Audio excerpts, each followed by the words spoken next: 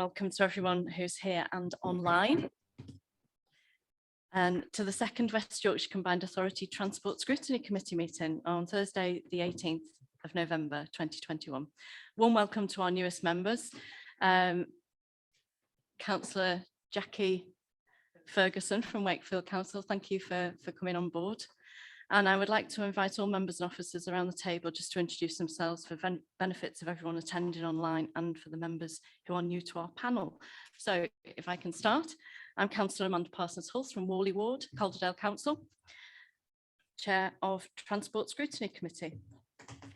Oh, hi, I'm Peter Caffrey. Do you want to Deputy Chair press? Today. Calderdale Council, North Island Ward. Thank you. You need to use your mic. Yeah, so can I just ask everybody on your panel in front of you, there's a little speaker at the bottom. If you could press that, then that will bring the cameras around. Yeah, do you want to do that again, please? Deputy Chair. That's right. The speaker.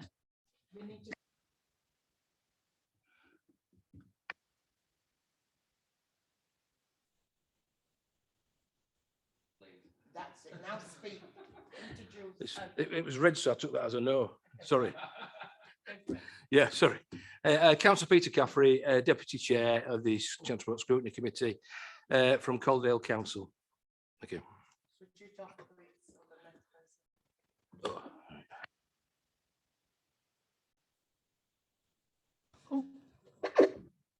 Hi, I'm Jack Ferguson from Wakefield Council. Thank you. Sharon Hamilton, Leeds.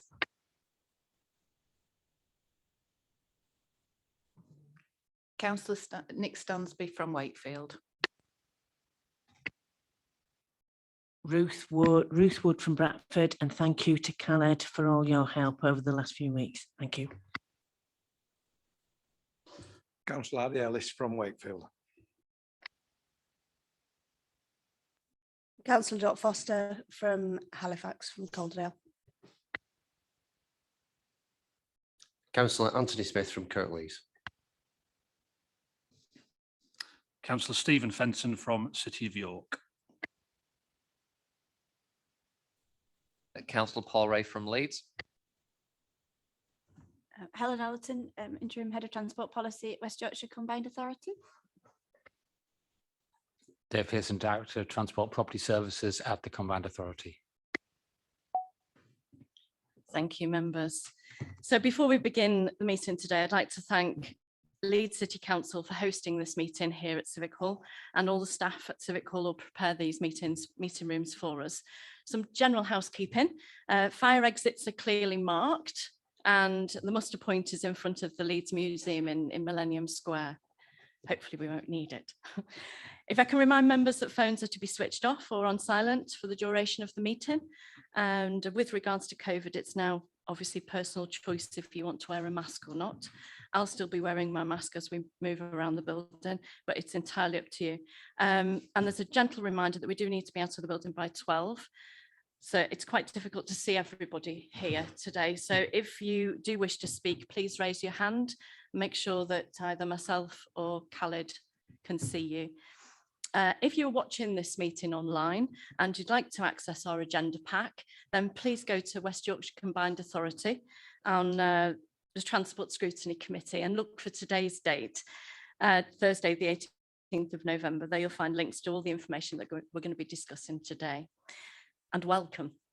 Okay, let's begin. Apologies, Khaled, can you please confirm any absences? Thank you.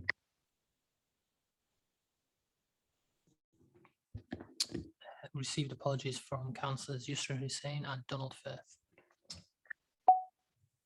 Thank you.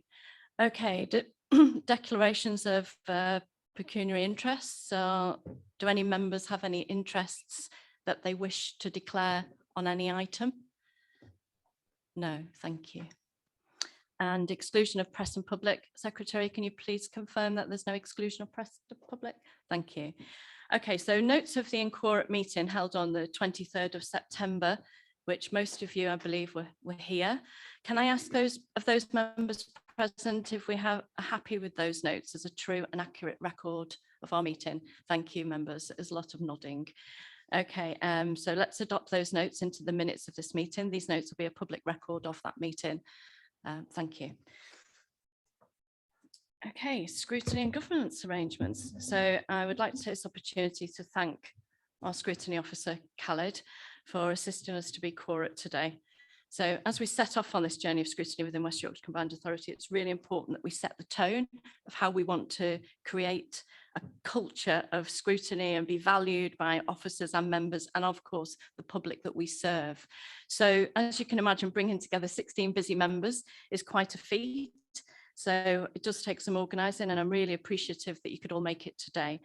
Can I please ask that you check any future dates of meetings and just let Khaled know, confirm your attendance. So to support our efforts with Choracy, Khaled has been working very hard on substitute arrangements. Would you like to comment on that, Khaled? Sure. There's going to be a proposal to the next combined authority meeting on the 9th of December to amend the scrutiny standing orders to allow members who don't currently have substitutes to appoint a personal substitute. So currently, any member can substitute for another scrutiny member on another scrutiny committee if they're from the same party and district, but some members don't have any colleagues from the same party and district. So we're sort of amending the rules so that they can select a substitute. So on this committee, that applies to the chair, Councillor Parsons, Councillor Smith, Anthony Smith, and Councillor Robert Finnegan. And that's it. And also new member, Councillor Ferguson, as said, welcome. And there's still one vacancy from the Bradford Labour Group. That's all. Just a note. Thank you, Khaled.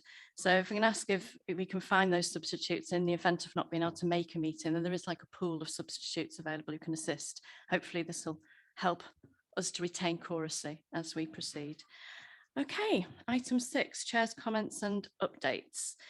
So due to the difficulties faced around Choracy across combined authorities, this is, I have to say, not just ours, the 3 chairs of the scrutiny committees, so myself from Transport and Economy and Corporate, joined together to write a joint letter to Secretary of State, Michael Gove, asking for 2 things, backing the Select Committee recommendations, firstly to reduce the number of members required for Choracy, so it's currently at half, so we've asked if they would be prepared to reduce it to 2/3. And secondly, as some members have to travel quite a distance, to attend meetings in person, we've asked that they reconsider introducing hybrid meetings online, especially during the winter period. This letter has only just been signed and the final draft approved, so I'll update you once we hear back from him. I've also been meeting with our Director of Transport, Dave Pearson. I'd received several inquiries, as I'm sure some of you have as well, in relation to the HGV situation, the shortage of buses and bus drivers, and how that was affecting our passengers here in West Yorkshire. Also, access about disabled people being able to get to work before 9:30, and the possibility of refugees accessing public transport. I'd like to say thank you to Councillor Stansby for contacting me about the difficulties her constituents were having with buses, and I did pass this information back to our Director of Transport. Hopefully the bus service improvement plan that we're going to be looking at today will help you answer any further questions. All right. Since last time we met, I've also had an initial meeting with Mayor Braben, and we've had an interesting conversation about safety for women on buses. And I'm aware that Councillor Finnegan mentioned this last time. Although we can't address these issues on this particular committee, I thought it was important to pass on that discussion. We did speak more about inviting women bus drivers and facilitating disabled people onto public transport when they're trying to get to work. And we spoke about neurodiversity, and I'd like to thank everybody who contributed in that conversation last time. I've been in touch with your daughter, Councillor Foster, in my ward, and I look forward to hearing back and if she can share any information with us, if she feels comfortable to do that, of course. We also discussed the importance of public scrutiny, and she's very keen for us all to behave as a critical friend to the department, the Transport Department. and to question her decision-making process in order to retain transparency. So she's very keen for scrutiny to be a useful tool. Okay, Transport Scrutiny Committee Work Programme. The mayoral questions workshop. So we're going to be meeting with the mayor in our next meeting, January the 22nd. And so it'd be good to get some questions together in preparation for this meeting. We've got a workshop booked on January the 6th at 11 o'clock to discuss these questions. So if you'd like to discuss your questions with the mayor prior to that, then please do feel free to get in touch with me directly. I've got an open door policy. I'd welcome your discussion. For those of you who attended our first meeting in September, you'll be aware that we discussed our work programme for the year ahead. And the key themes that came out of those discussions included decarbonisation and behaviour change, improving our bus services, freight, including the use of inland commercial waterways, road management and rail reform.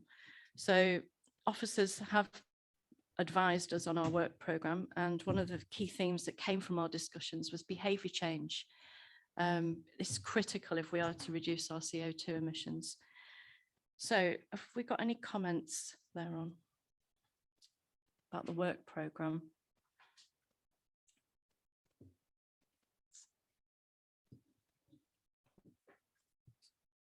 Okay.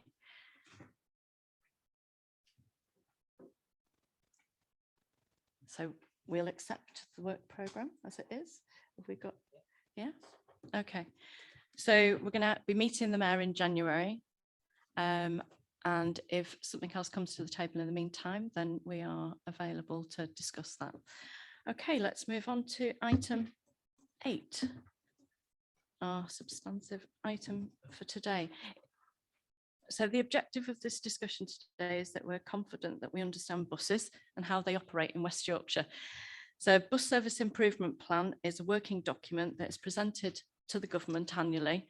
And I'd like to thank our Director of Transport, Dave Pearson, and his team for producing such a comprehensive and in-depth report. I'll hand you over to Dave, who'll give us a brief overview. Thank you.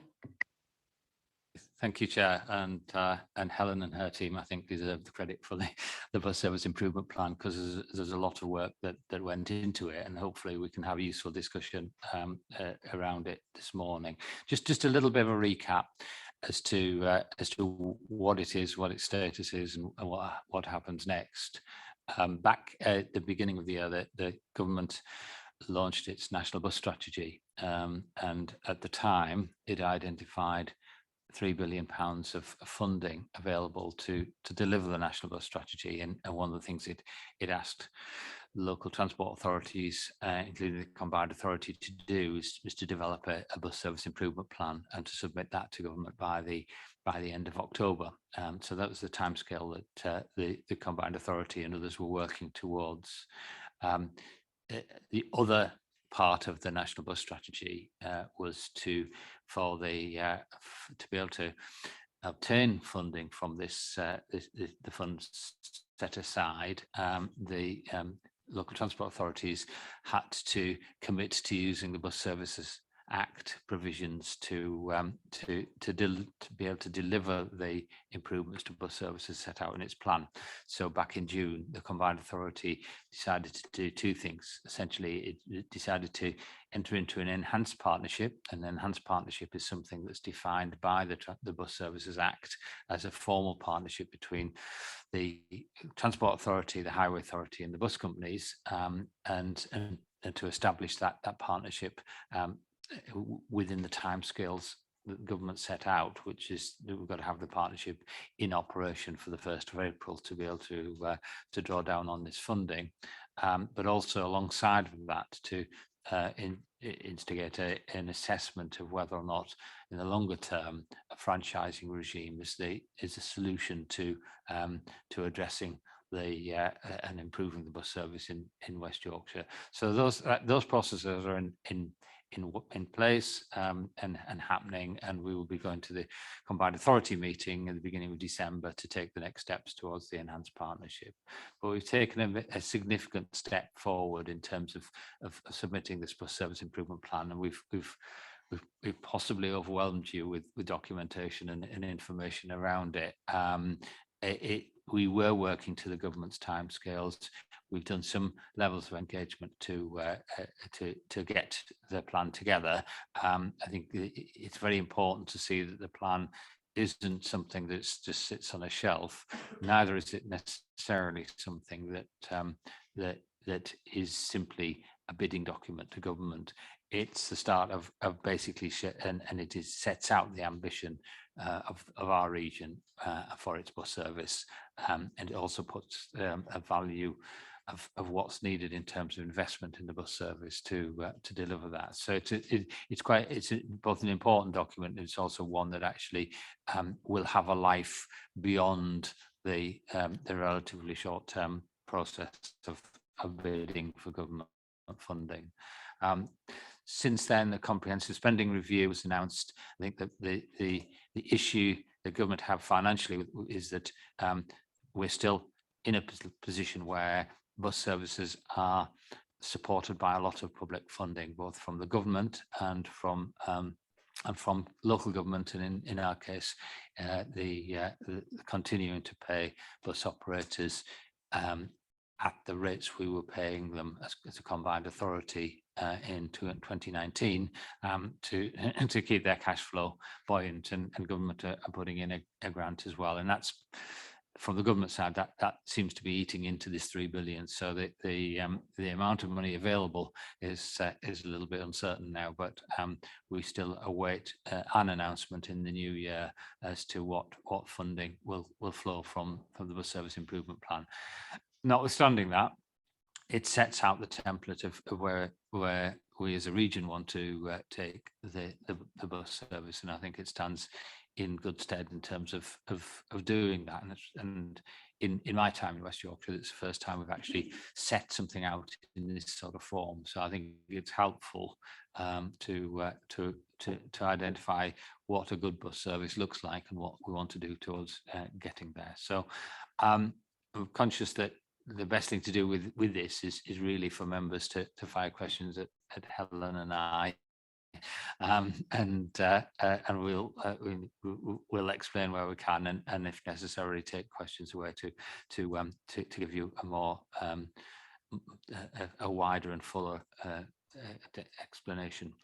Just before I stop on item 8V and the attachments, I'm very mindful of the fact that as we speak, there is a lot going on in terms of public transport, the impacts of the pandemic, the financial impacts of the pandemic, as well as the impact on service provision, the impacts of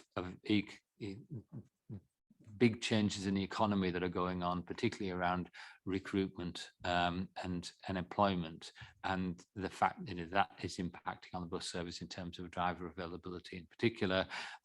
So what we've done is we've shared with you the update we provided to the Transport Committee on the 5th of November, which is the regular update, which is a sort of state of public transport in West Yorkshire type report. And I think as discussed with the chair before the meeting, we'll probably do that on a regular basis so that it gives you as a scrutiny committee information of how things are going at the moment. So I'll stop there, and I think I don't know if there's anything you want to add, Helen, or we can take questions. Thank you, Dave. And yeah, thank you, Helen, and your team. You've put an awful lot of work into this report. Yeah, so as I've explained, as we transition with the review of the Transport Committee and the Transport Scrutiny Committee, it's useful for us to see what the Transport Committee is working on. So I think it's a good idea that we pop those documents into our pack. Thank you for that.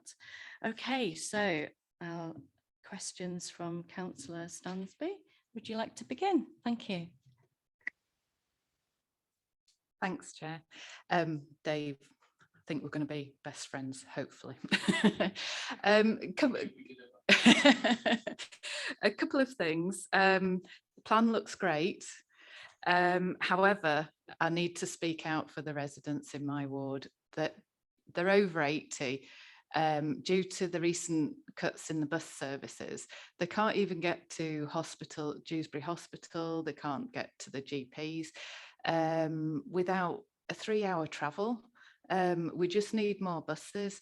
Now, tied into this, you know, and I'm looking at the plan and, you know, 2027, I don't want to be indelicate, but some of them, I mean, like my mum, you know, she's 83, and I'm not sure she's going to be around in 2027. So we'd love to have more buses, better bus routes, more sensible bus routes, you know, 2 hospitals, 2 GP surgeries, 2 shops so that they can eat and get medication. Now, I have had HGV drivers coming to me and saying that the people who don't normally drive and they've come forward due to the supposed shortage, they've renewed the licenses and they've been on call for jobs, and they've spent hundreds of pounds getting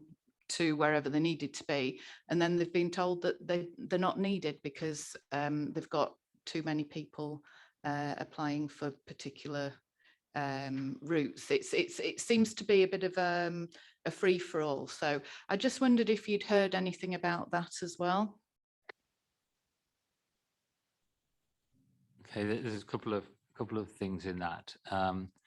I understand absolutely we set after probably 15, 20 years plus of decline of the bus service, and that's going to take some time to turn around. I think and I think that's understood. And whilst I understand the frustration of the timescales, I think the difficulty in particular, we've set out a sort of plan in terms of how we want to grow and develop the network and to meet more up-to-date sort of travel needs. If we to actually increase the number of buses actually in operation it will come at significant cost to the public sector side, because we're in a situation really where unless the public sector side subsidises additional routes, pays for the extra buses and extra drivers and all of that, then it won't happen from the commercial side. I think that we can start from that position. It probably was forever thus, but it's particularly the case now because of the fact that the viability of a lot of bus services are threatened by the low patronage numbers that are coming as we come out of the pandemic. So I think there is a challenge there in terms of the fact that to deliver the bus service people want, we will need to invest in more buses and more drivers and higher costs, which will not necessarily going to be offset by the fares that people pay. So there's a financial issue there, but we've got to start somewhere. And I think it's important that this plan actually starts to deliver the improvements to networks that we want. The second point I think is around the sort of flux in drivers and the employment within driving jobs generally and bus driving in particular. That's a little bit of a combination of different factors, and I think we're all aware that the employment market is in a difficult place generally, in terms of lots of industries are having high levels of vacancies at the moment, and in particular there's been a lot of movement around in driving jobs, with both bus companies and HGV companies offering incentives for drivers to move to better paid and bonuses and things like that are around to try and move people around. To a certain extent, moving the existing cohort of drivers around the respective industries is not necessarily the solution to the long-term problem. The long-term problem is that actually the industries, bus driving and HGV, need to recruit more people and have an aging workforce. The immediate issue that's particularly affected the bus companies and to a certain extent HGVs as well is that added to that, there's been delays in licensing and testing, and the reports we get from bus companies is that they don't actually have a shortage of people wanting to be bus drivers. What they do have is a delay in actually getting them to on the road and to be functioning as bus drivers. And in that delay, they've lost people who've gone on to other jobs where they can take up employment quicker. So the feedback I'm getting is that that situation is easing. Some effort's been put in at DVLA to speed things through. So that particular part of the problem is alleviating, but the wider problem still remains in terms of the numbers of people with licenses and the numbers of people who are available to do the job. So I think there are some real sort of tensions in the system. And as a consequence, we have seen bus companies reduce frequencies and in one case, change some, in Arriva's case, change some of their network to adapt what they're doing to deliver a slightly shrunk but hopefully more reliable service. So we're in a difficult spot in terms of driver availability as well. Thank you. I'm in complete agreement with Councillor Stansby that, you know, our elderly population are really struggling. They're also struggling with things like QR codes on bus stops, and, you know, it's like, how do we make the system, that the services that we have now, accessible to our older residents, our older generation? If I can just bring your attention to page 48, this exciting pilot, East Leeds Flexibus. For me, I mean, it looks like it's a potential solution. It's a flexibus, which is a demand responsive. So basically, it's pre-bookable service, picks people up within 3 minutes walk of their location. You might not be able to see the numbers because I think we discovered the numbers are printed on the bottom, but it's East Leeds Flexibus. So we're piloting this in East Leeds. Trips cost a flat fare of £2 and it's paid for by contactless, and all 7 vehicles are fully accessible and electric. Now, if something like this was available in our you know, obviously we'd have to look at catchment areas and stuff, you know. They're smaller vehicles, so maybe more drivers will be able to get jobs. It doesn't require a HGV license. So question is how's it going? Thank you. Okay. Yes, the Flexibus has been running approaching 2 months now, and so that's I think we're quite pleased with what it's doing. It's doing a useful job without being overwhelmed with demands, which in some respects is a good place as far as introducing a new service. It's very much a pilot, and I'd stress that because we were able to do that using funding from the Leeds Public Transport Improvement Programme, and that's essentially funded the electric minibuses which are being used. We're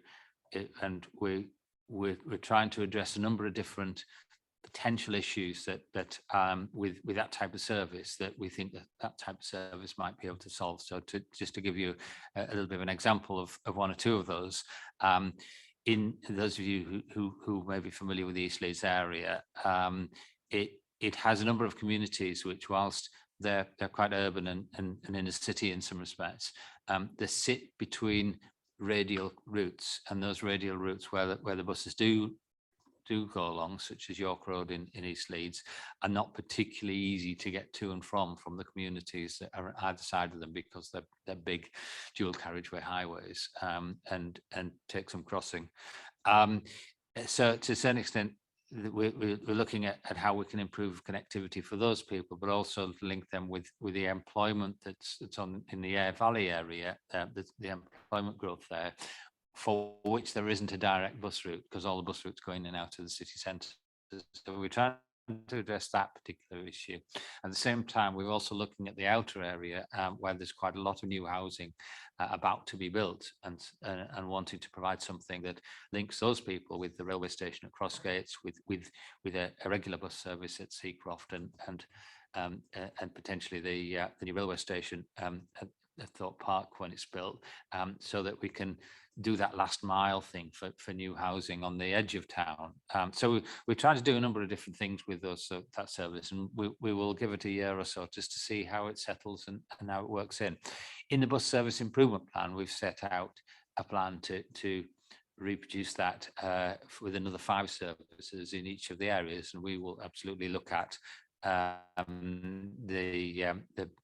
the role of those services in rural areas as well, and because I think there is potential for those services to deliver, and to a certain extent are probably easier to address some of those issues about access to GP surgeries that was mentioned earlier better than a scheduled regular bus service. What I will say, and I always sort of caution around the demand responsive transport services, is that by definition they're relatively low volume of services. The minibuses don't carry lots of people, and so they don't generate a lot of fares revenue. They will always require some level of public subsidy. So any sort of ambitions that we might have for them to be commercially viable are very, very ambitious, because by nature of the sort of services they are, we've got 6 buses in operation there. A 7th one is a spare. That's 6 drivers. They can never carry the sort of volumes that a single decker bus can carry. So we have got to look very carefully at the economics, but they absolutely do offer a much more flexible solution than a scheduled bus service for some communities. Thank you, Dave. It's a very exciting proposal because we've always had supply-led transport. So it's a really exciting opportunity for it to be demand-led. It's almost like a cross between a bus and a taxi. I mean, I hate to say it, but, for people who drive, it's like, and the perceptions that we have of public transport being late, unreliable and all the rest of it. For me, it's a really exciting proposal. If we could shift that dimension from it being something that is, it's a bit more accessible for drivers, isn't it? Okay, Councillor Ray, thank you. Thank you, Chair. Just a couple of things on the proposed or aspirational target £4.50 for the multi-operator tap and go. Realistically, bearing in mind cost pressures, fuel, the fact that there is competition of the HGV driver market, how realistic is that actually now compared to when it was originally envisioned? What's to stop operators not overly promoting the M-card scheme to make sure that obviously they still get their cards and tickets as a higher preference, because obviously they're still in it to make money, particularly as eventually subsidies will probably subside from central government. What incentive do they have to promote that as a viable option? Because actually it might mean instead of someone using 2 of their buses, someone only uses 1 of their buses. So what's the incentive in that? And just also in relation to the flexi buses, it is a more general thing. I'm sure this is true for all of the big cities, but obviously a slightly different situation for those communities that have maybe radial towns and villages. It's that inner city commute, everything leads to the city centre, where actually you may live in, and obviously because you may live in Hunslet, but actually your doctor is in Belle-Isle, so you're spending £5-6 on a taxi, and actually there's a market there for short routes and actually to compete with the taxi market. And actually we've got this weird distinction that actually obviously things have to pay for themselves, but if someone's willing to pay £6 for a 1-mile journey, there's actually a commercial market there for really short inner city journeys in all of our big towns and cities that we're not catering for, because we have this obsession of volume demand to city centres.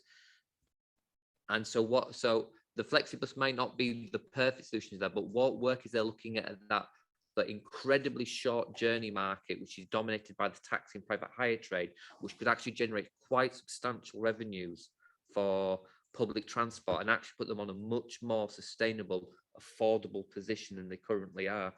Should we not be competing with that taxi market rather than just saying it's their business, let's not get involved? Thank you, Councillor Ray, and I would add the rural communities to that as well. Thank you. there's a couple of questions now. um, it, the bus service improvement plan sets out I think a generally accepted principle that bus fares have gone are essentially too expensive, and that's been one of the reasons why some people are using other modes, and that has to be addressed. So we've set out what where we want, how we want to bring them to a point of saying, well, actually, whereas a bus journey should currently cost over £5, we want to bring the cost of that down, and then the cost of all the other fares that sit below that down. That's going to need a level of subsidy, and we've put a value to that subsidy in the bus service improvement plan. If we are funded sufficiently to be able to do that, then that's the plan we'll work to.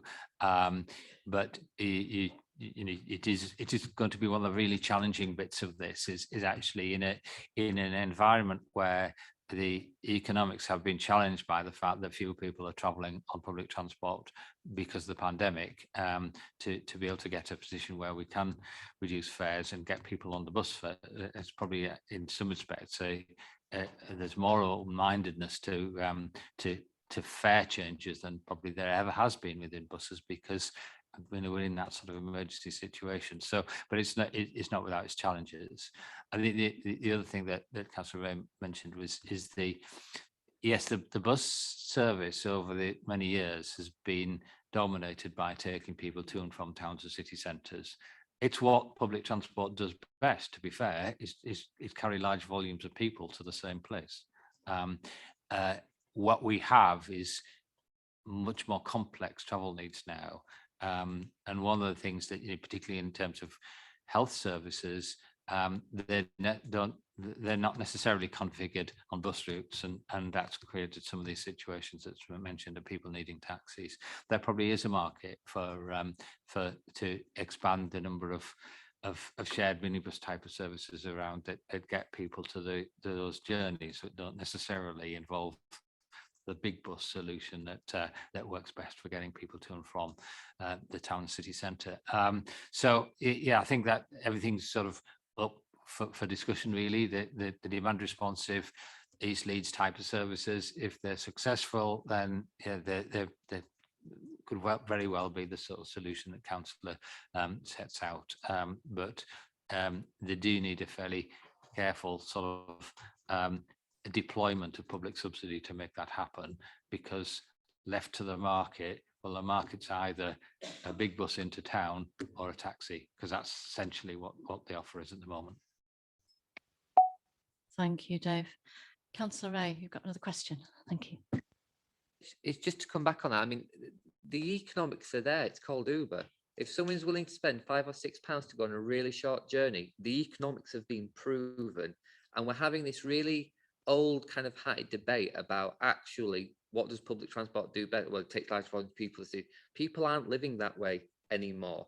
And if someone is willing to pay £6 or £7 to get a short taxi to a GP surgery in their neighbourhood, and actually, if we're talking about an inclusive bus service, public transport service, particularly buses, one that's actually environmentally friendly, etc., actually, the way we're thinking about services is actually quite uninclusive, because what we're saying is, because you live in the inner city areas or you live in a rural area, you want to go 1 mile. Well, actually, to get a cheap fare, you're gonna have to lose 2 hours of your life, or you can pay for one trip £4 or £5, £6, so that you get there in 10 minutes, and then you can then pay the same cost to get back.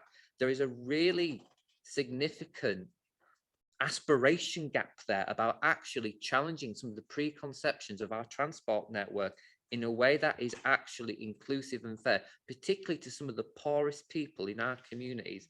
And I think we really need to actually not just have an aspiration for this, we need to really distinctively rethink what public transport is about, particularly in an age where actually town centres are going to be less important for employment reasons, because a lot of big companies are going to flexi working. Well, you'll spend a couple of days at home or a couple of days in the office. And it comes on to the trial for a new form of mobile app for two-legged journey is 90 minutes. Well, if you're someone who wants to go to the GP surgery and you're waiting 60 minutes to see a GP, 90 minutes is not a very long amount of time. And actually, we need to be realistic when we're looking at these things about actually how people live their lives, not how we would like to make it construct into a system that we think is what we've always thought.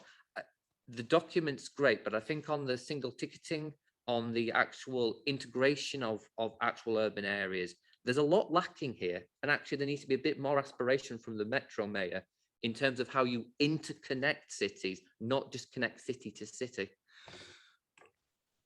Thank you, Councillor Ray. Any comeback on that, Dave? Can add as well. I agree with most of what Councillor Ray is saying. I mean, society is changing, travel demands are changing. We are sort of dealing with evolving an old model into a new model. I think the challenge we've got is that the commercial market, be it bus companies and taxi companies, particularly in the taxi Uber world, yes, there has been some level of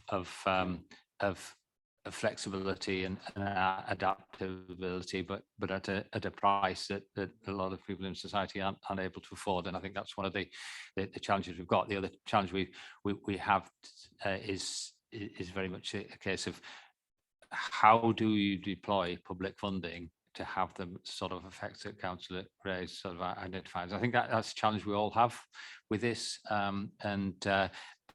but also the fact that we shouldn't lose sight of the fact that there's still quite a lot of people who do use the existing provision, and we don't necessarily want to dismantle the fact that the people who are in significant numbers using bus services now, we need to keep satisfying their journey needs and satisfying some of the journey needs that Councillor Ray mentioned as well. Thank you, Dave. Yeah, a colleague of mine said, well, it was a friend, just said, why don't we call it a booksy? Cross between a bus and a taxi. And I just loved that idea. It was like, I started to get excited about leaving my vehicle, going onto a public transport, So first we'll have Councillor Hamilton and then Councillor Stansby. Thank you. And my question is regarding the pilot that's launched in East Leeds. You can only book it via app. And my question is, how much detail or information being given to the rest of the public in order for them to be able to know about this scheme that's going on? Also via that, booking it via the app only, are we disenfranchising the elderly who don't always or not capable of using an app? So for the pilot to be successful, we need to be able to reach as many people as possible, so that they can book it via phone, and not just the app only. So yes, it's only just gone out in October, the launch, but how was the people in East Leeds informed? We've done quite a lot of publicity, and we've done things like roadshows at supermarkets and in the community, because in some respects throwing money at a big PR campaign is probably not the best way of getting things to local people. Like with all these things, we could probably do more and better, and we are, this is a trial, we are looking at how our booking system is supported by a phone line, so people can phone. We are getting some bookings on the phone. I'll be absolutely honest. We are quite keen to keep the app booking process going, because it's a quicker and a more effective way of getting the booking to the driver. But we do have a backup system in our virtual these days offices that we can take a phone call and make a booking, but we aren't resourced to fully promote it as a telephone booking service. So we're just sort of working that one through, but we're absolutely aware of the exclusion risks of having something app only. We took an early decision with the Flexibus to essentially run it alongside our Access Bus service, which is a telephone book service, and it is particularly a service that is targeted to people with mobility difficulties. So the same team are running it. What we didn't want to do is actually, which some other areas have done, is commission a rather expensive technology company to run this. We wanted to learn the lessons ourselves, so we've got technology that sits behind it. That's what runs the app. We took that decision early, so to a certain extent it's something we are genuinely learning about and trying to get what that right balance is between telephone bookings and apps and things like that. Just to come back to say, I'd love it to be really successful, because there's people within my ward as well who the bus service isn't great, you know, and so I'd like it to be really successful and to roll out as well, you know, because they're desperate, really desperate, having to wait an hour for a bus, you know, so that would be really good. Thank you, Councillor Hamilton. Councillor Stansby. Thank you. Yes, it follows on from Councillor Hamilton's question, actually. The bus timetables and the app that's used, most of my residents cannot use it. If you look in the bus timetables now, they don't have any information in. They just have a QR code and where you can text and things like that.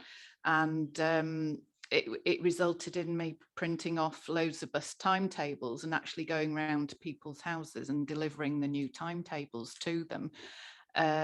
So yes, I fully agree. You know, I think the whole app and texting, it seems to be disenfranchising our biggest customer bus users, and also any chance we could have the spare Flexibus in my ward, please.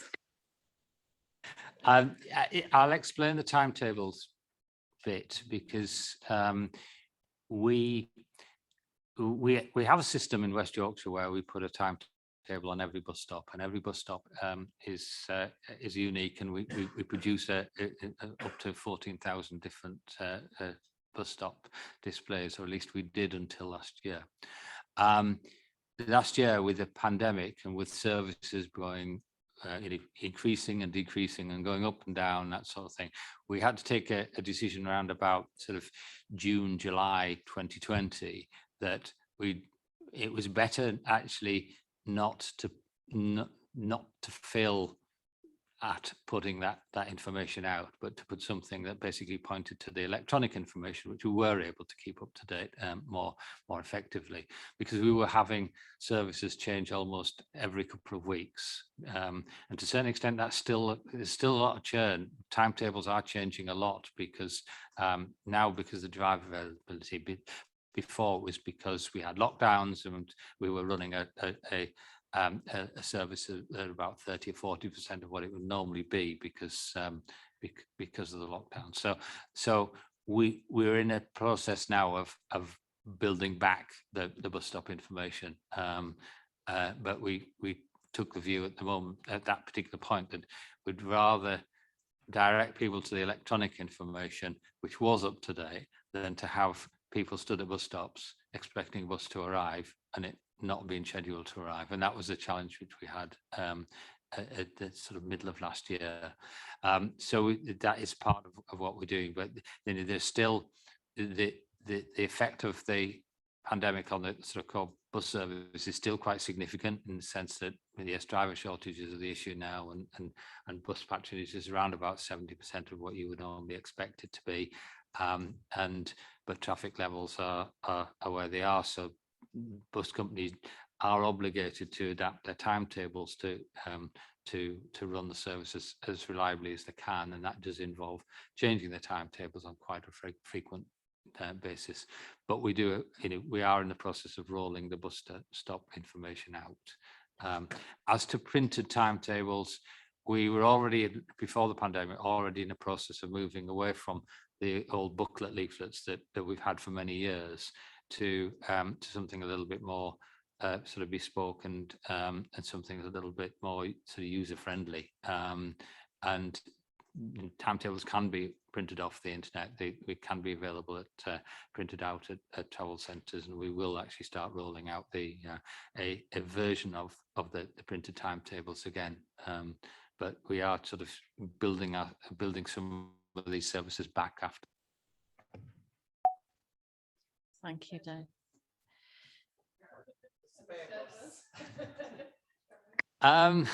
The spare bus really is what's often termed as an operational spare. Another aspect of the pilot nature of the service is getting the hang of using electric buses, which don't have a massive range, and we're just going into winter period where their range is less. So having a bus to be able to fully charged, able to drop into the service if another bus fails is the reason why that spare bus is there. Sorry. Thank you. Councillor Foster is next. Thank you. I'd like to ask about ticketing, and in particular family ticketing. It's not something that is easily available on any of the apps I've looked on. You can't get tickets for multiple people. You can get multiple tickets for, so you can get a ticket that covers multiple journeys, but you can't get a ticket, as far as I can see anyway, that will cover more than one person on the same journey. So if you're a parent trying to take your 3 kids to school on the bus, that is much, much harder to find online. And I also think it would be, given that the school run is one of the biggest pains in the backside of every commute, it would be really, really good to get more families out of their cars and onto a fast, clean, reliable and affordable service that will get them and their kids where they need to go on time. But that's not going to happen if you're having to faff about paying £1.20 for each child, and then however much it is for the adult, and then the adult's got to get back again, having deposited said children at school or wherever it is they need to go. I think trying to attract families out of cars for the commute to school would be much, much easier if you could have an all-encompassing ticket. And if you can get a weekly one as well, then that would be even better. So you can get a weekly ticket that will, or a monthly ticket even, that will get you and your kids to school and back as many times as you need to go. That would be hugely valuable to a lot of families. And given that, when your children are in nursery, you're going to pick them up at lunchtime. So you might have older children. I mean, I had 3 kids at 3 different schools in completely opposite parts of Calderdale at one point, which was an absolute nightmare. But, if you've got, you could be doing that journey sort of 6 times as a parent, to school and back in the morning, to school and back at lunchtime, to school and back at pickup time as well, and possibly to different schools. Making that more affordable, more accessible for parents, and not having to pay for your child every single trip would be really, really a massive incentive, I think, to get people out of their cars and onto the bus for the school run.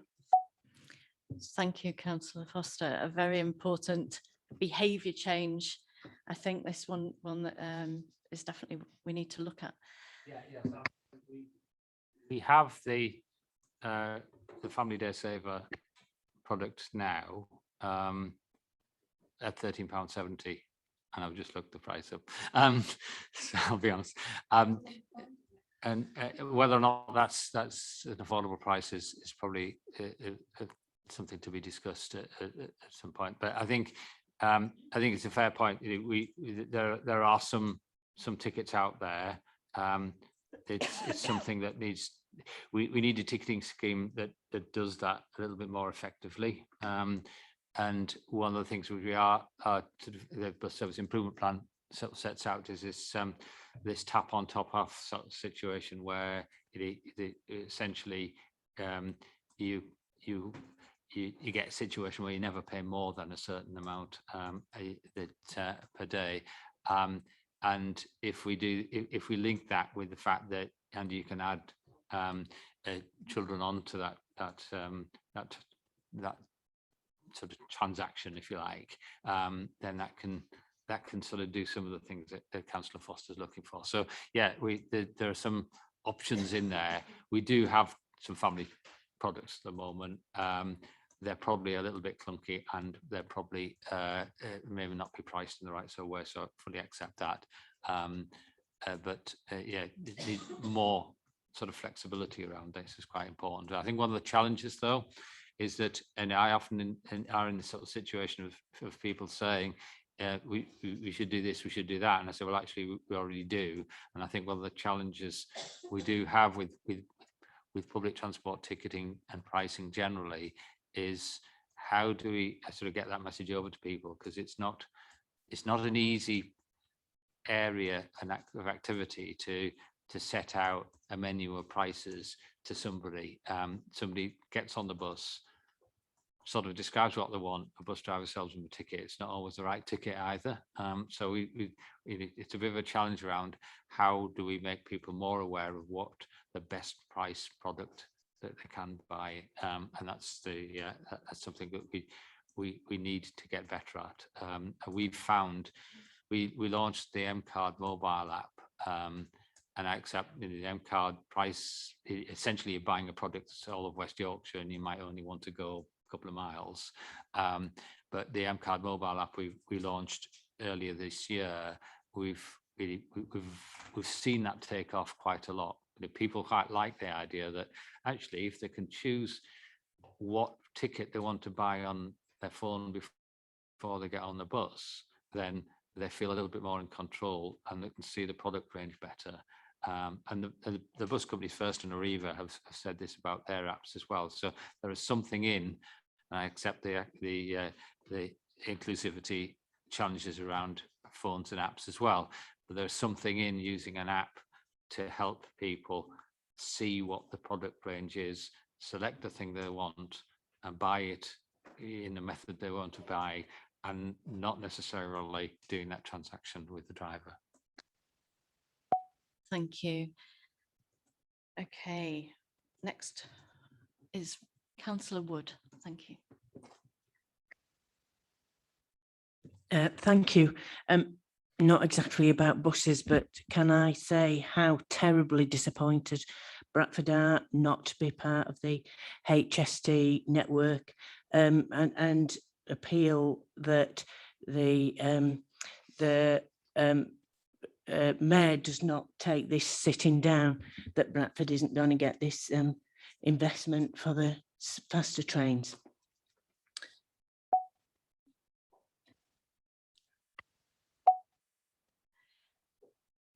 Thank you, Councillor Wood. It is something that is coming out today, and it's something that we will be discussing. Obviously, it's very, very early doors.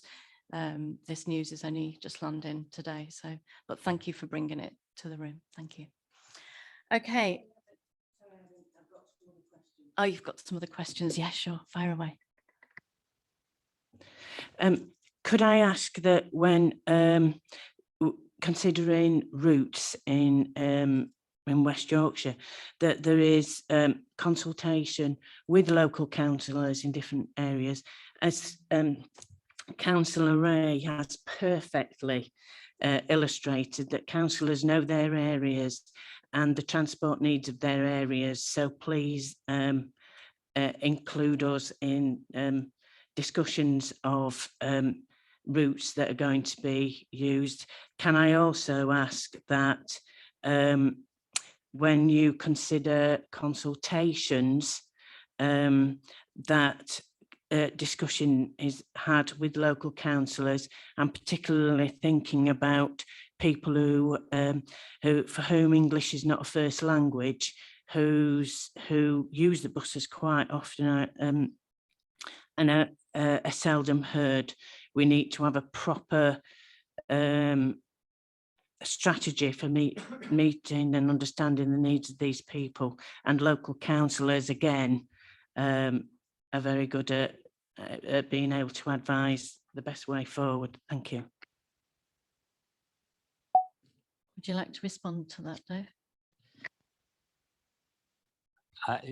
Absolutely. I think, yes, fully understand the need to consult locally. I think one of the difficulties that we have had with commercial bus company changes, we've persuaded them to do a level of consultation, and I think we anything that comes from the combined authority or the local councils obviously will need to involve quite a lot of engagement with local communities, particularly through the local ward members. So we absolutely do take that on board. And we have had some examples of where we have gone to communities with some ideas around what might change in their bus service, done some engagement, and actually come out with a much better outcome. So I think we do. I think that's well known. I think one of the only thing I sort of caution I would put on that is that whether it's a bus route, whether it's a demand responsive transport service, to a certain extent, it has its own sort of operational constraints, so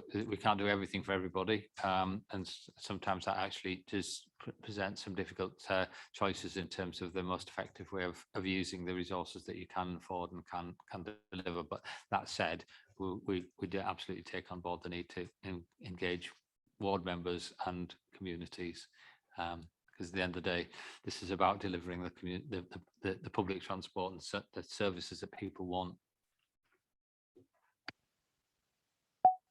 Thank you. Councillor Smith is next. Thank you. Thank you, Chair. I just want to focus in, if I may, on the journey to zero emissions buses. I'd just like an understanding of what the challenges are around introducing zero emissions buses, particularly given that it's an emerging technology.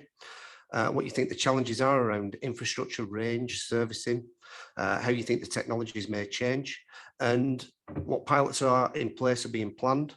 And do we know what the problem is from our existing bus fleet? So in other words, what are we hoping to achieve in terms of CO2 reductions and improvements in air quality, and how will that be measured? Sorry, a lot in there. Over to you, Dave. Or Helen, would you like to respond? That's right. Thank you. Thank you, Chair.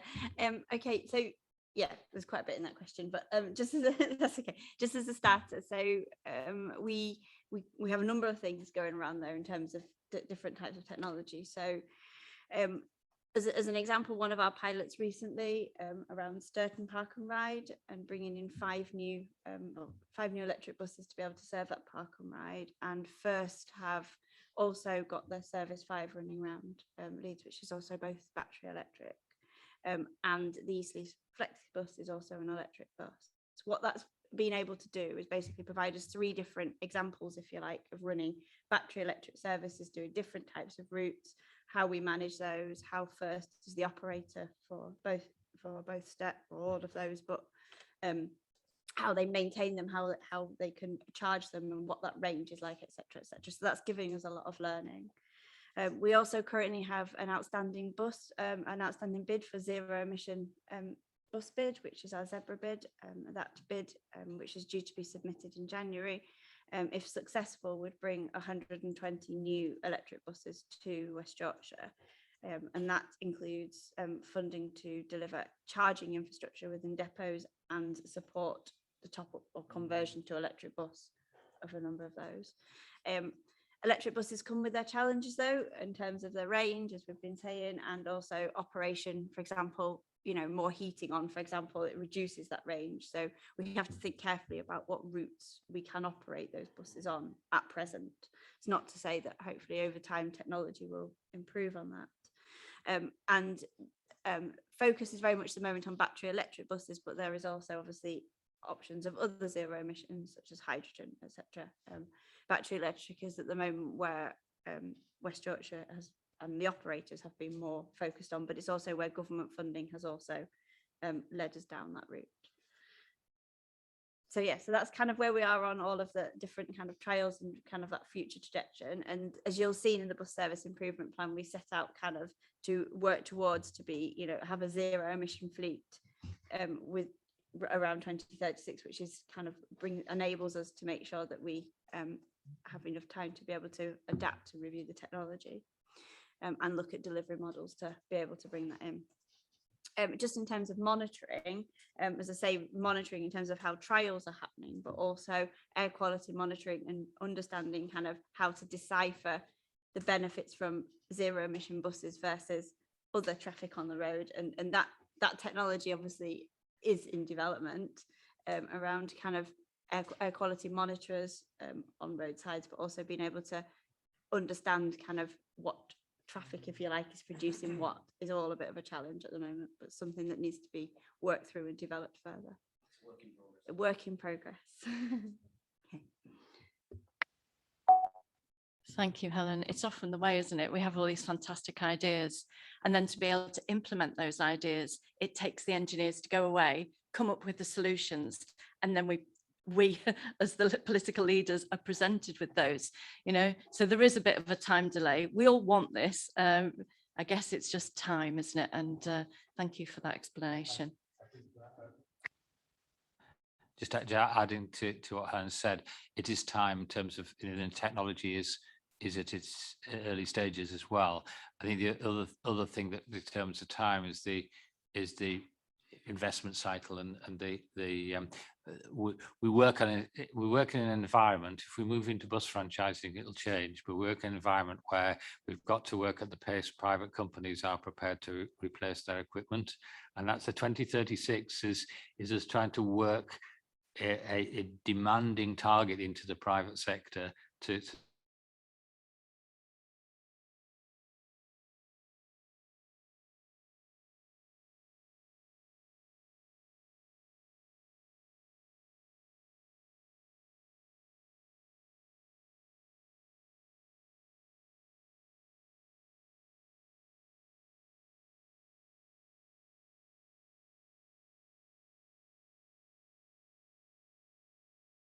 side has probably got to put more money in. I think that's probably where it is. Thank you. Okay, Councillor Ray is next. Just a follow-up question to the conversation about school ticketing. This is perhaps a silly question, and I apologise. Are we actually speaking to schools about that? Because actually a lot of schools put a lot of time to try and get people not to come in by a car. How much actual effort is actually put into contacting schools to say, by the way, are you aware there's this ticketing scheme for kids and families that might make it cheaper for you to get there and not use your car? Because I'm a governor of 4 schools and we talk about this all the time. And not once has it ever been mentioned about ticketing and actually what information is coming from the bus companies or from the combined authority to actual schools, because those head teachers and those governors, they're the people parents are speaking to. They're not speaking to the combined authority, and they're not speaking to probably the wider civil society. They're speaking to the head teachers. So what actual effort is going into that? Because I think we can all agree, anyone who gets on a bus at peak times for kids knows it's a nightmare because they complain about what change they've got. Is it the right type of ticket? They're arguing with their mates, and anything that actually makes that easy, not only is going to be an efficiency saving, but actually will probably generate a bit more revenue. Thank you for that. I'll hand you over to David. It's a fair challenge. One of the things that the team in the combined authority does is actually organise homeschool transport across all of West Yorkshire on behalf of the 5 councils. That team has a daily conversation with some schools, and those are the schools that, in one form or another, are quite reliant on buses in particular to get to and from school. So for some schools, there's quite a dialogue. That's probably not all schools, I think, is a fair point, because I think that there are some schools where, depending upon the catchment and depending upon lots of different factors, we have less engagement with, either because we're not actually running school buses to that school, or that there isn't the same heavy reliance of pupils getting there by public transport. But just a little bit of a reassurance, we do have dialogue with schools. I'm not saying it's uniform across all the school piece at all.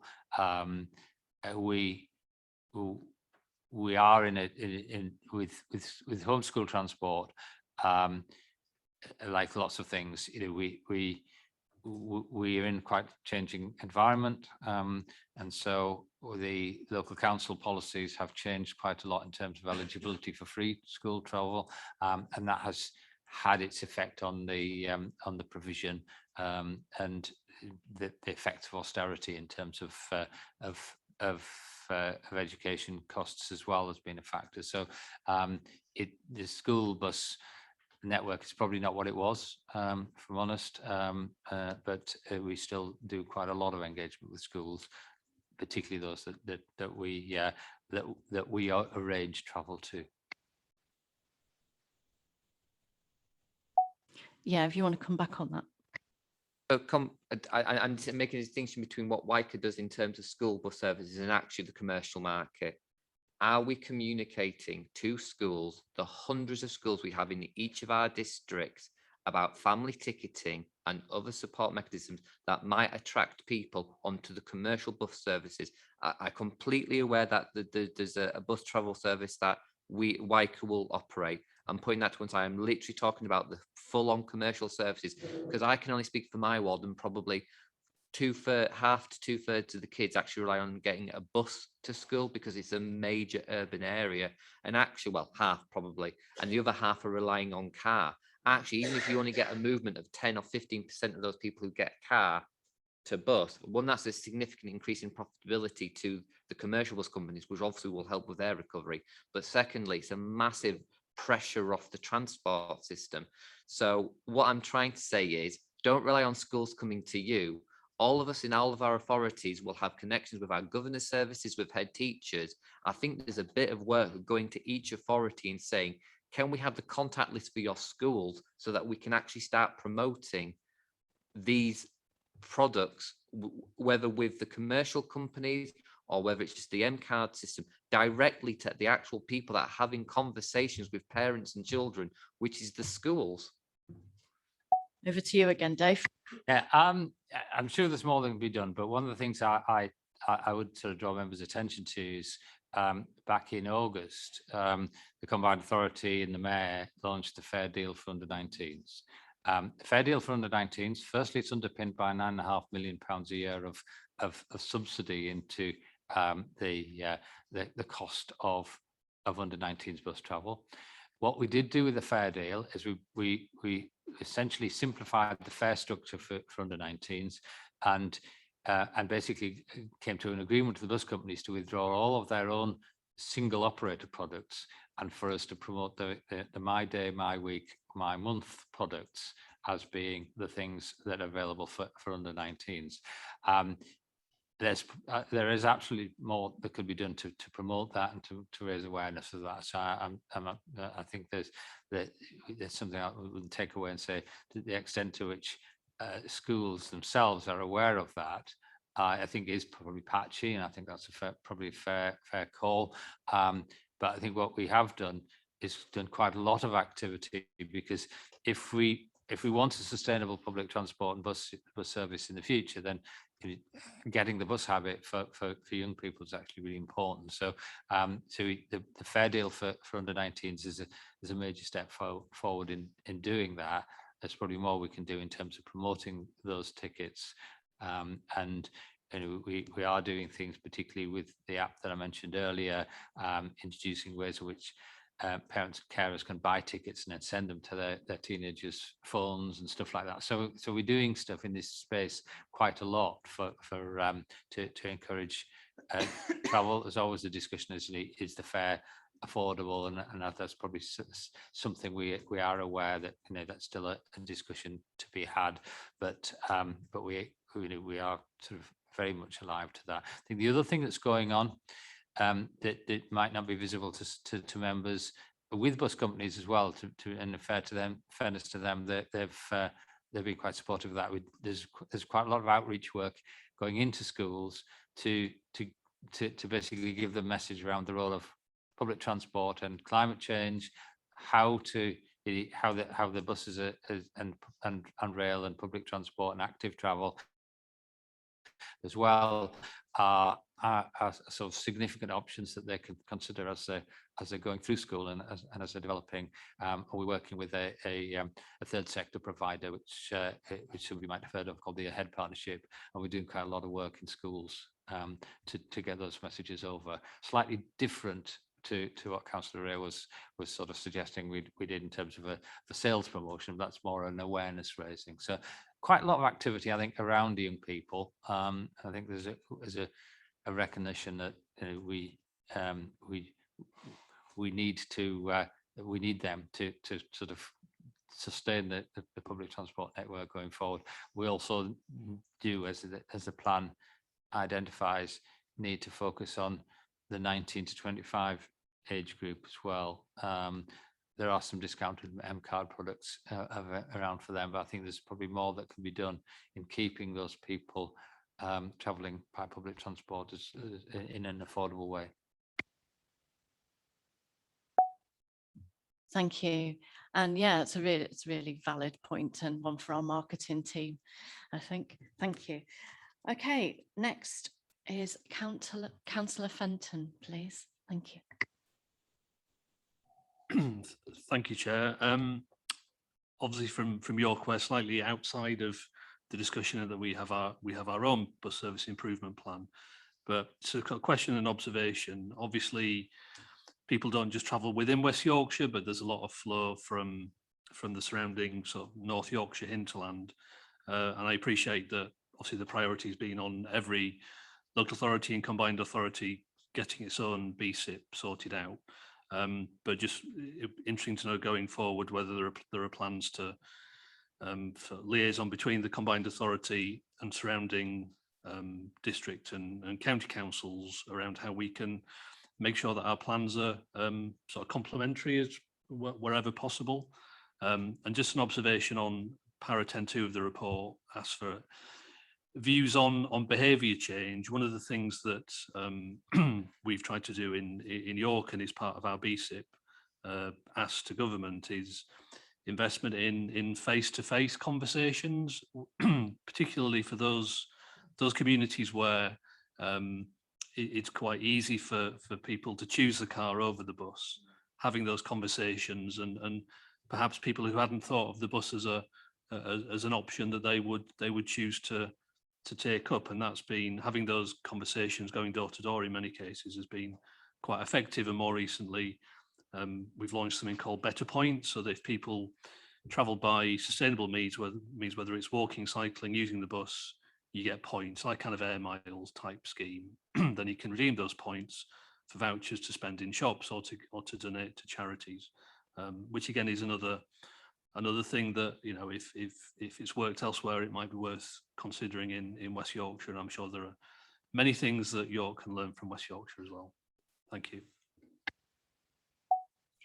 Thank you. That's it's really useful to hear the incentive scheme. So if I can just have a little chat about behaviour change. So if we are to reduce our CO2 emissions and ultimately our impact on the environment by using buses, then we are going to have to look at behaviour change. There are many people not using public transport for a wide variety of reasons, as we've discussed. And there are things that motivate us to change our patterns of behaviour as human beings. So one of them being, as we've discussed here, having a good experience. You know, this acts as a driver, it's a motivational driver, and it means that we're more likely to repeat that pattern of behaviour. So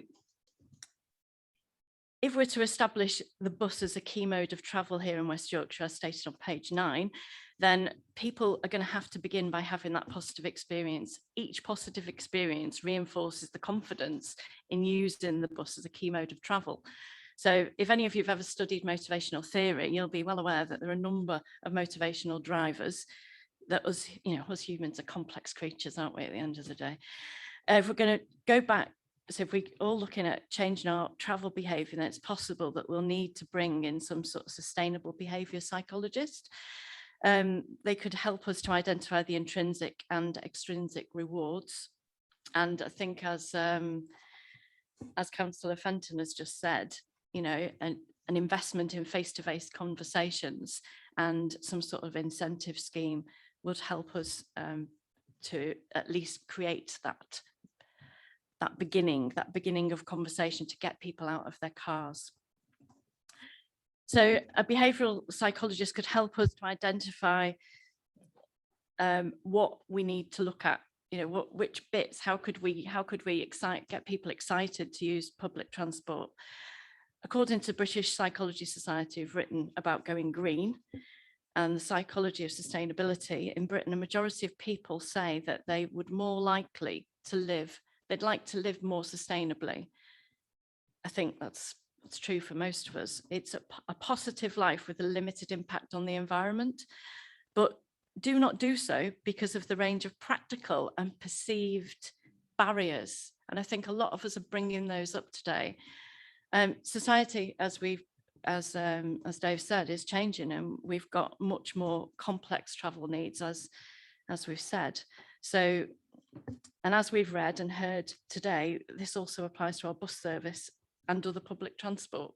So yeah, behaviour change, it's a big one. You know, we can put all of this infrastructure in place, but to get people to use it, that is a big transition, and it's going to require all of us to jump on board with that. I just thought I'd just add that little bit in. Okay, next we have Councillor Wood. Thank you. As a member of other scrutiny committees, one of my pet hates is when you see a table and you have other. So on our funding ask, we've got other infrastructure and assets. Can I just request that if we ever have a table that has other, can we have in the appendices what other actually involves? That would be helpful. Thank you.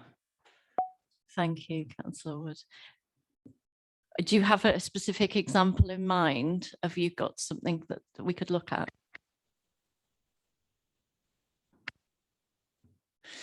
On our funding ask, page 28, 2.21, we've got the package and it says other infrastructure and assets, and quite a lot of money is involved in it. And if we've got an idea of what the other infrastructure involves, and if in future we could have in the appendices what other means, lots could be hidden in other, you see. Thank you. That's what Scrutiny is here for. Would you like to respond, Dave? Or Helen? Helen. Thank you. And apologies the way that we've presented it there, but essentially, in addition to bus priority infrastructure, there are a number of other things we want to buy to be able to deliver the bus service improvement plan, particularly around readers to be able to tap on, tap off readers, and other capital bits to support ticketing, for example, as well as there is money in there, so there's capital money in there, and then revenue side of it as well to support demand responsive transport services. So so that's it. The challenge we have there is what DFT requested us to do and how to present certain things there, and that's come straight across into here. But yeah, we should have expanded that in for this purposes of this report. So apologies. Thank you, Helen. Okay, got Councillor Caffrey next. Thanks, Chair. A lot of what has been responded to already, but I was really looking at the chart on page 17 in the original document, and it's just about comparisons of journeys and where they're going to go. I guess that March 2019, that 10 million, is that journey numbers or passenger numbers, or yeah, well on this one here. Yeah. You just say what page number that is. 17. Page 17.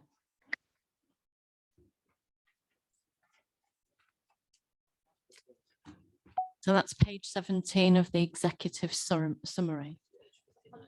And page 59. Well, that's a question. I'm trying to get the page number right. Sorry about that. Yeah, I'm really asking about the increase you're projecting in either passenger numbers or miles, whatever that 10 million is. And we've kind of been here before with bus journeys because they're actually dropping, aren't they, on a regular basis? I've not seen an increase for a long time.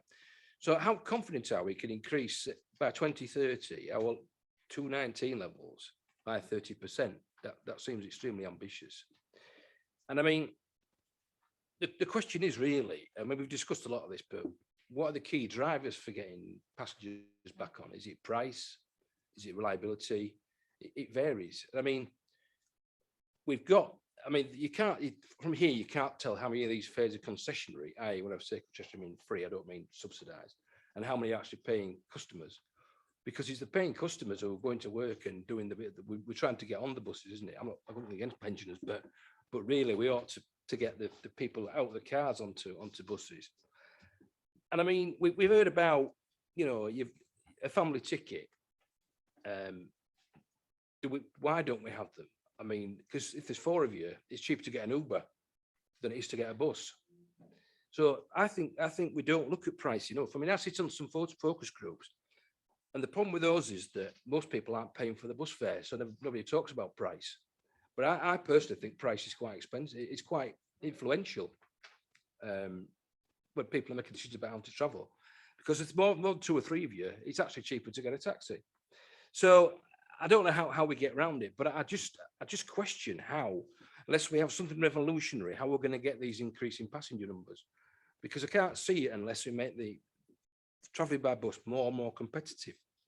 That's the basic question, really, how we're going to do it, and how we're going to address the fact that people find it's overpriced. Thank you, Chair. Some really useful questions there. Thank you. Hand you over to Helen. Thank you. So the bus service improvement plan, we're setting out in there a number of things that we want to deliver to try and increase patronage. So there's a combination in there of looking at kind of where exactly our routes serve. Are they serving the right places? What is our fare structures? So how can we make our fare structures more attractive to more people? And picking up, for example, on the M card, the price change for that to try and again make that more attractive. So there are a number of things in here that we're saying we want to try and do to try and address some of the key challenges of ultimately of patronage decline. So also within there, it is also we want a target there that we are wanting to work towards, not setting a target that we know we could achieve within, you know, making it more tangible. It's about something about actually having to think about and actually having to strive and make those efforts to stretch ourselves to achieve that target. So yeah, okay.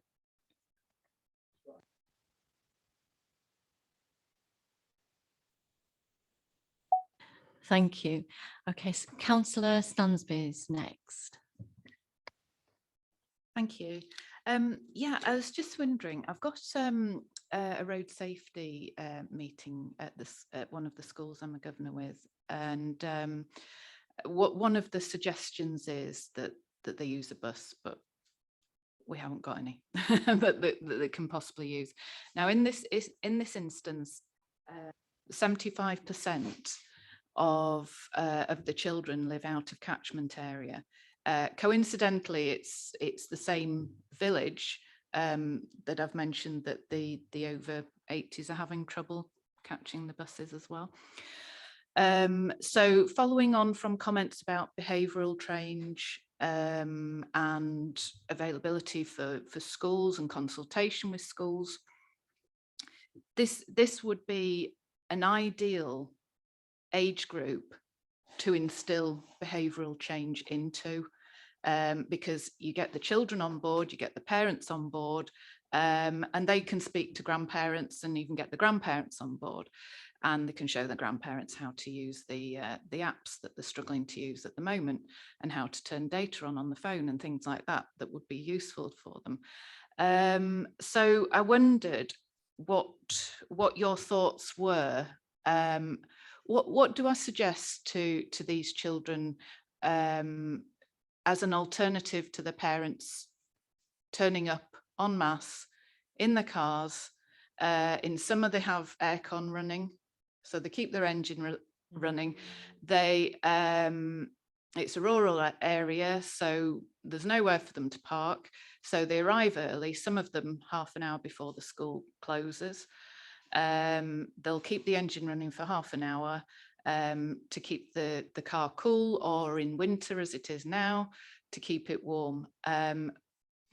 What kind of solution can we offer these people in the meantime before the survey or the study is complete, bearing in mind that we just don't have buses? We have the occasional bus that comes once an hour, but because we've got people coming from different directions, it's not an option at the moment. So it was a question, if you can come up with an answer. Thank you, Councillor Stansby. I wish I had the answers to all these questions. I really do. And I think it's one that we all know, isn't it? You know, we all get this casework, you know, I've got these people parking outside my house and leaving their engines on, you know, and it is a cultural shift. It is. And how we are going to address that is going to take quite a lot of effort from all of us. Thank you, Dave.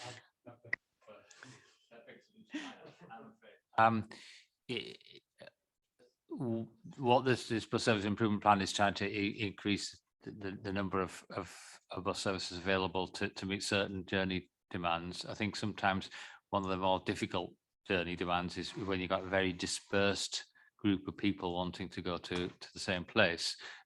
It's quite difficult to sort of have an additional sort of bus service that actually mops them all up and takes them to the same place. One thing that has worked in other places is a more collective approach around if it's a school and that sort of thing, with car sharing and you know, groups of parents gathering together to try and sort of address the issue themselves has worked in some areas. Walking buses works in some areas. It's a combination of what can the council or the combined authority or the public sector provide, what can the commercial sector provide, and what can people do themselves. And I think there's probably as a mix of those solutions to come forward to address those particular issues. But I think the dispersal of pupils from outside catchment areas going into schools is a particularly thorny issue, as has been mentioned earlier. The sort of concentration of GP surgeries into fewer, not ideally located places as well. And I think one of the things we don't do particularly well generally is join up the dots between the demand we create and the ability of satisfying that demand.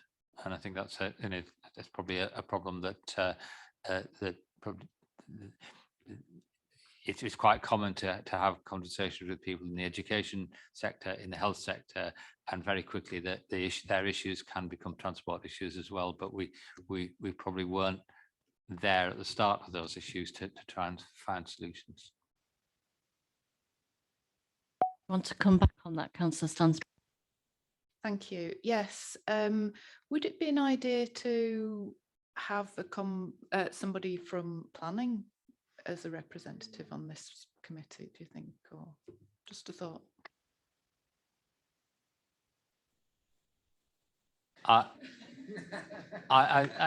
Would you like to respond to that?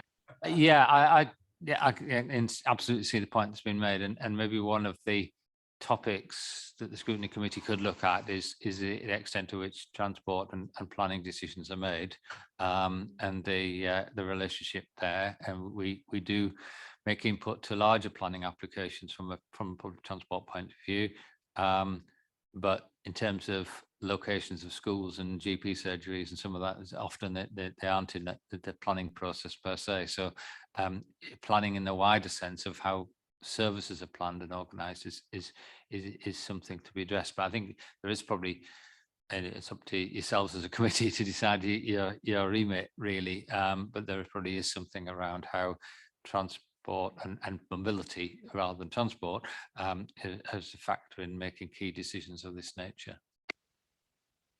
Well, it's something that we can certainly consider and talk about, isn't it? Okay, Councillor Foster's next. Thank you. I completely agree about having somebody linked to planning on this committee, because the two things are very much joined up, particularly when you're talking about new developments where quite often lip service, if anything, is paid to any other form of transport other than the car. And that's incredibly frustrating. The other point I wanted to make was about accessibility on public transport, and in particular information accessibility for people who are deaf or blind. At the moment, I mean, I came on the train today, and other than the fact that the automated voice kept telling us that we were just arriving at Bradford when we weren't, although it did kind of catch up eventually, it was, you do know, you can see, because there's a screen telling you where you are, and you can hear where you are because there's announcements. Is there any possibility of that sort of technology being brought in on buses to give people on buses that same accessibility to information? It's one of those things that puts people off taking public transport if they don't know where they're going, or how long it's going to take to get there, and so on. So if that could be addressed, that'd be really helpful. Thank you. Thank you. That's a really important issue. We have talked about accessibility. I'll hand that over to Helen. Thank you.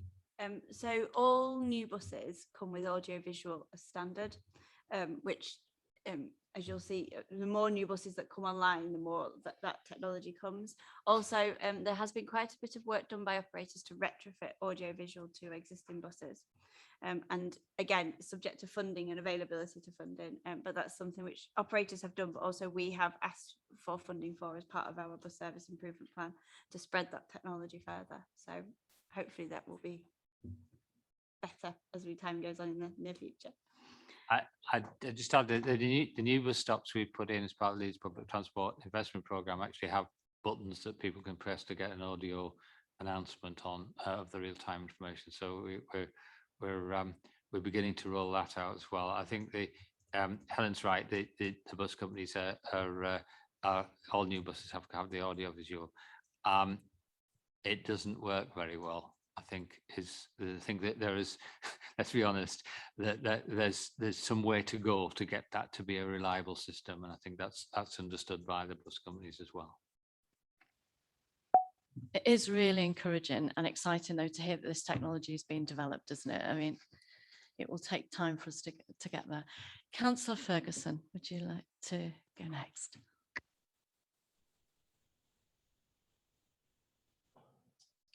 And just to return to the discussion about behaviour change that we were having, I'm a councillor in an urban area, and people use cars a lot to take children to school, returning to that discussion.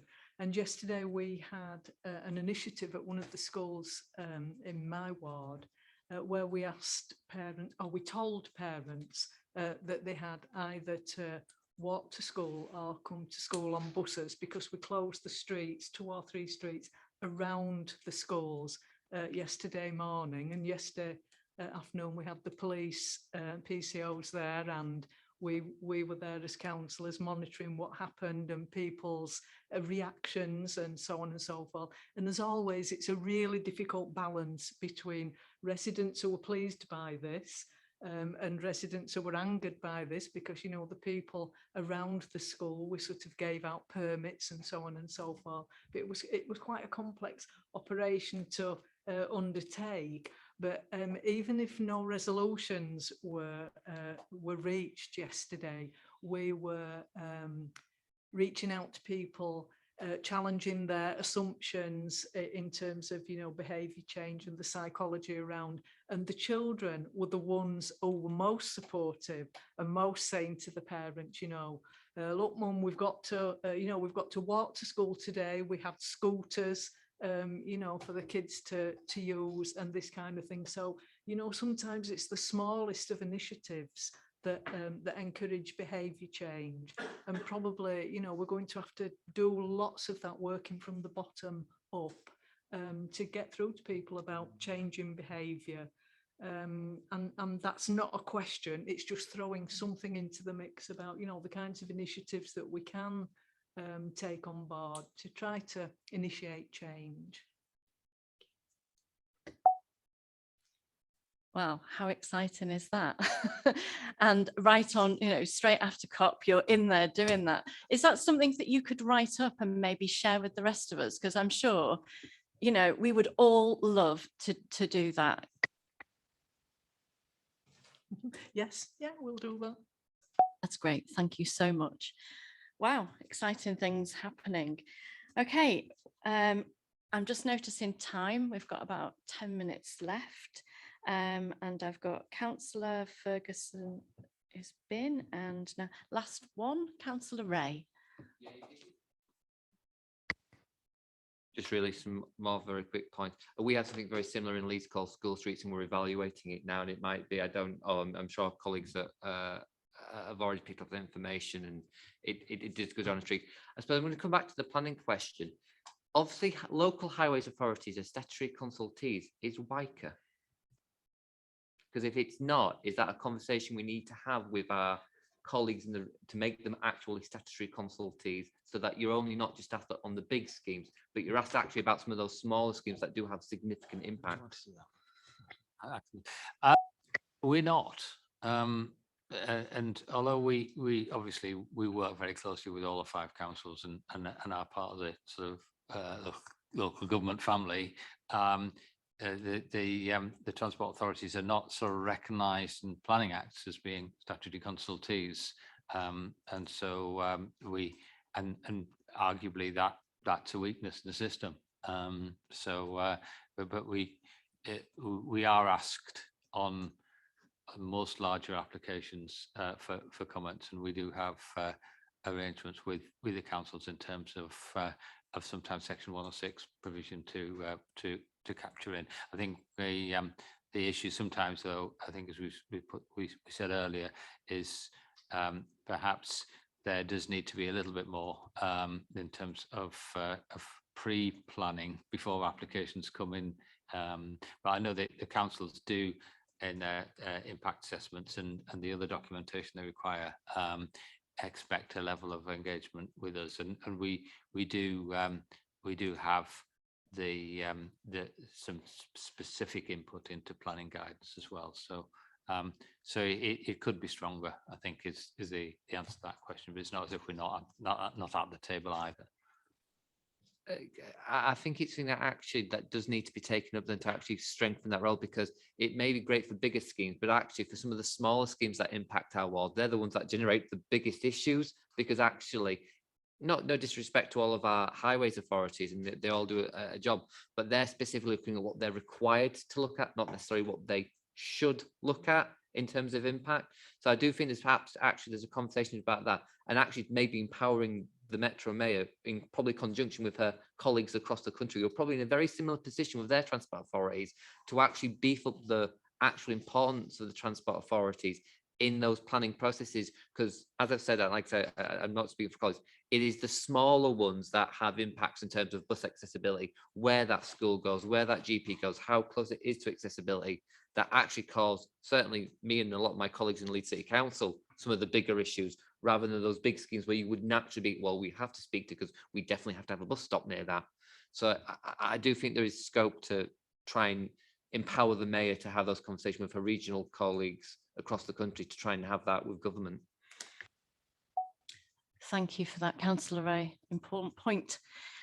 Okay, so as we've seen, there's lots of challenges for our officers and service providers to overcome with regards to buses. We talked about passenger satisfaction, we've talked about behaviour change, we talked about reliability and cost, and how we're going to make this happen. Hopefully, once we're in a franchise system, we will have the power to change some of these. but there's certainly some exciting opportunities there. And I'm sure that we can learn from our neighbours in York about how to incentivise behaviour change. There's lots of exciting possibilities with FlexiBus, almost a bus with a taxi bus. But yeah, there's a lot to look at there, and I really appreciate all of those comments. So the date of our next meeting is the 20th of January, which will be our Mayor's question time. So in preparation for this, we're going to meet on the 6th of January on Zoom. Finally, I'd just like to thank you all for coming today. It really makes a big difference when we have a quorum meeting. You know, these recommendations can be moved forward. And it's been really interesting discussion, one I'm sure our officers and members and the public here today will have found useful too. Have a safe journey home, everyone. Thank you.